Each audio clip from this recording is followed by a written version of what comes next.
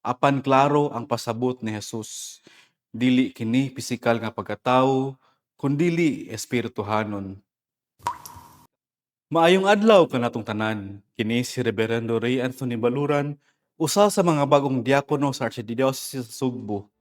Aniya na usab kita sa atong inadlaw nga pagpamalandong sa pulong sa Dios.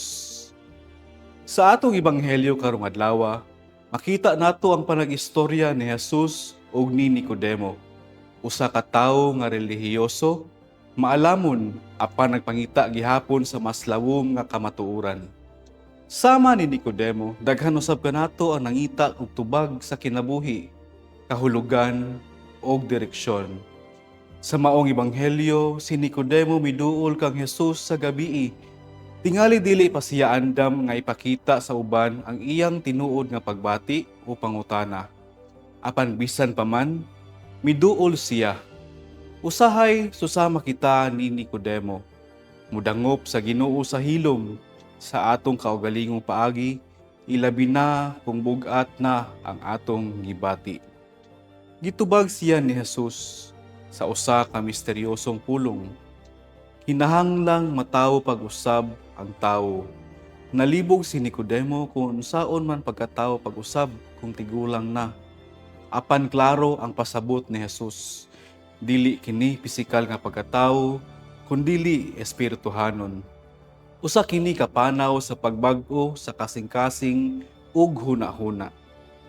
Ang pagkatawo pag-usab nagpasabot sa pagdawat sa bagong kinabuhi gikan sa Espiritu Santo.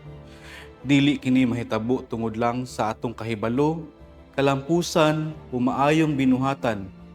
Kini usa ka grasya, usa ka gasa gikan sa Ginoo nga atong dawaton pinaagi sa pagtuo ug pagsalig.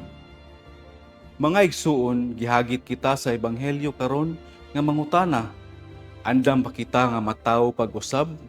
Andam ba kita nga biyaan ang daan nga kinaiya, ang kasuko, pagdumot, kahadlok, ug dawaton ang bagong kinabuhi nga puno sa gugma, pagpasaylo ug paglaom. Ang tinuod nga pagbag-o magsugod sa sulod. Dili igo lang nga magpakita kita nga buutan sa gawas. Kinahanglan ang atong kasing-kasing mausab. Ug kini mahitabo lamang kung atong tugutan ang Espiritu Santo nga mulihok sa atong kinabuhi.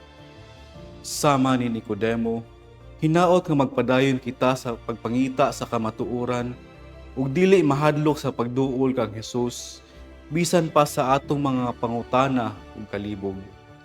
Kaysa dihang abli ang atong kasing-kasing, ang Ginoo maghatag kanato og bagong kinabuhi ug kining usa ka kinabuhi puno sa kahayag ug paglaom. Amen.